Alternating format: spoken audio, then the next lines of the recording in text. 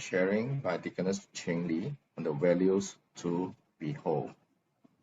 Welcome, Deaconess Ching Li. Thank you, Reverend Matthew. Good morning, bishops, friends, sisters and brothers. Thank you, Matthew, for this opportunity for us to learn together at today's workshop. The topic that I'm sharing today is values to be whole. What values do we hold as we do our community pantry or our food aid? And the values that I put forward today, hopefully will help us to think through why we do what we are doing. And if we hold these values in our work, what then does our work looks like? You may also have picked up some of these values as you have heard from sharing from Dr. May and from Reverend Stephen Raj, and also from Bishop. I will share my screen.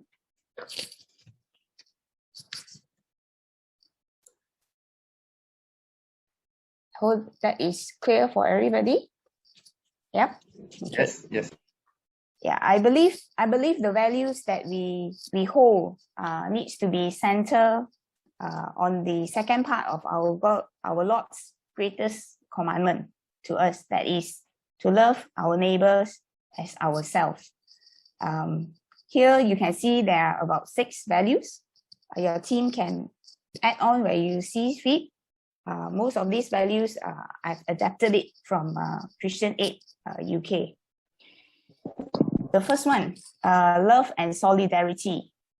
As our Lord has commanded, thus we are called to love and to care for our neighbors, to show compassion, to show empathy, to show mercy towards those that are around us. And as we do so, and as we answer the call to love our neighbors, we are also actually standing alongside with those to help and to help the least, the lost, and the last. The next value, dignity and respect. Genesis chapter 1 verse 27, God says, "So God created man in his own image. In the image of God, he created them. Male and female, he created them." And this tells us that each and every human being are created in the image of God. And so therefore, whoever that comes to us, whoever that walks through our gate, whoever that submits their applications for food aid, no matter how different they are from us, we need to treat them with dignity and with respect. We also need to remind ourselves that the very fact that we are able to help these people is merely because of God's grace. And we are not to intimidate the people that come to us. We are not to treat them lesser than a human being. The next value, accountability, stewardship, and sustainability. In our work, we will receive donation, whether in cash or in kind. We need to be accountable or to be answerable for how we use the resources that we receive. We need to be able to keep records in the ways that shows our honesty, our transparency, and it needs to be open. This also protects ourselves from any accusation or any questions that people may have towards us. We need to manage resources as they come, so that those who truly need them will get them. We may need to check if those who come for us to help are genuine, that people will not take what they can, but take what they need. We need to manage our finances and resources sensibly, efficiently, and so that our work will be able to sustain. And we are able to reach as many as possible for as long as it is needed. We do not know when is this pandemic going to end. At the beginning of the MCO, we are talking about 0 case. Now we are talking about living with the virus. So in other words, we need to be able to stretch our resources and to make it value for money. Perhaps also a point to consider, as we do not know how long will this pandemic going to be. Are there ways that we can also give this sustainability back to the community that we are helping? Just as diocese has given the churches the seed money, how can you pay it forward to others? If among those who ask for help, maybe they have green fingers and they can grow vegetables, is there ways that we can help them or give them a platform that they can grow vegetables for their own consumption? Or if they can do more, grow vegetables for the consumption of their community? In Klang Valley, there's an initiative started by Jom Makan Place. You can Google it up, Jom Makan Place. And the owner called it a Nasi Lemak initiative. The people who have lost their jobs, they apply and they will supply 5 days of Nasi Lemak supply so that people can take and sell it. They will help them to set up, they will help them to identify where they can sell the Nasi Lemak, and the profit they make will go to the person themselves. And if this person find that it works out for them, they can continue to buy the Nasi Lemak. Of course, after 5 days, the trial period, they have to do it like a business platform. They buy the Nasi Lemak and then they continue to sell the Nasi Lemak. So this is a way that as we try to sustain the community, then we also try to empower the community to sustain themselves. You know, how we can help them not just to eat the fish, but to be able to fish for themselves. The next value, adaptability and flexibility. The only constant change in life, the only constant in life is change. A quote by a Greek philosopher. Some of you may have started and may have changed the way you do food aid. Some may have adapted the way you work because of SOP and because of changing from MCO to EMCO and back and forth. And that is good.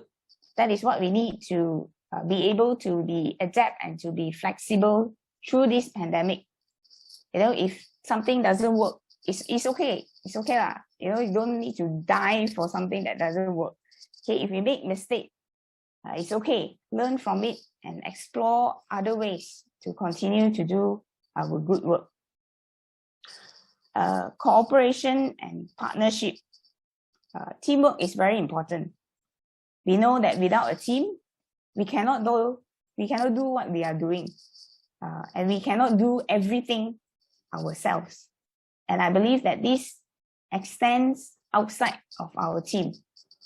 As we continue to help people, as we continue to go out into our community and help these people, we may need to partner, or we may need to have a good relationship with the makcik that take our order for the community. We may need to coordinate deliveries. We may need to even perhaps partner with another NGOs, or partner with another church or another masjid or another temple altogether.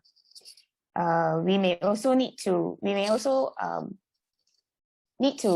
find out, if we come across people who need help with their mental state, their mental health, where can we turn to support?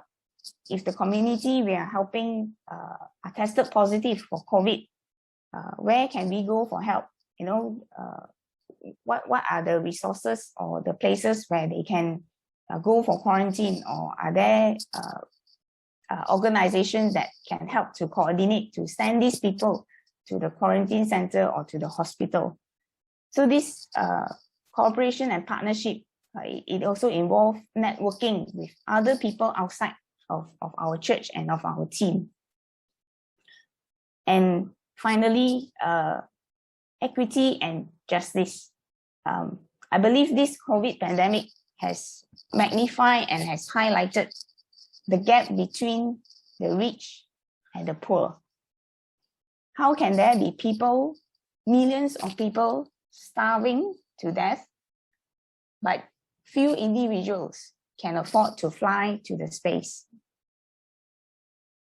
And closer at home, closer to home, how can there be thousands of people who cannot afford their next meal, but some individuals can pay 10,000 ringgit for nasi ganja? And these issues of injustice are all around us. We know it, we see it.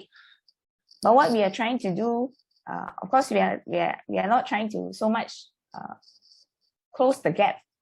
But what we are trying to do is to bring some sense of justice by providing the people who come to us with the basic necessity of life, the food, shelter, security, and perhaps even education.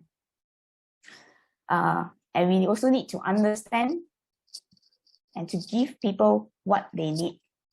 Some people in certain groups may only need food aid. Some people in certain groups may need slightly more care. We have also helped people to source second-hand laptops for their children education to be able to attend online class. There may be also need to help a bit people on their house rental or their utilities bill. Are we able to also gather support for that? And also we should not pick and choose who we help just because of the differences that we have in our religion, in our belief, in our race. So all these values I will leave with you, and I will conclude by what Micah 6, chapter 6, verse 8 says. He has told you, O man, what is good, and what does the Lord require of you, but to do justice, to love kindness, and to walk humbly with your God. Thank you.